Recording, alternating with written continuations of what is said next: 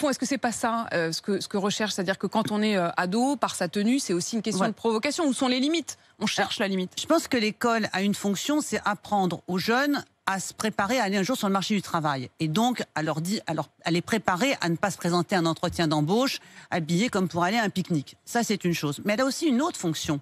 C'est faire évoluer les rapports entre les filles et les garçons.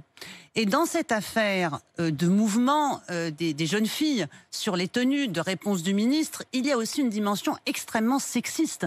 Parce qu'on ne parle en fait que des tenues des filles.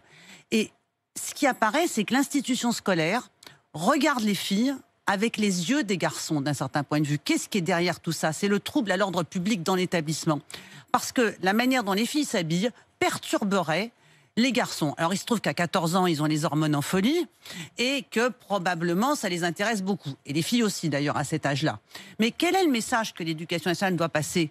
C'est pas de dire cachez-vous les filles. C'est ce qu'on leur dit depuis des siècles. Que je ne saurais voir. C'est ce qu'on leur dit depuis des siècles. En fait, l'occurrence, ce nombril, parce que tout est parti aussi de cette mode beaucoup chez les jeunes collégiennes et ados en ce moment, qui est d'avoir des t-shirts très courts qui montrent en effet le ventre et le nombril. Mais il y a aussi des histoires avec les shorts, des histoires avec les mini-jupes.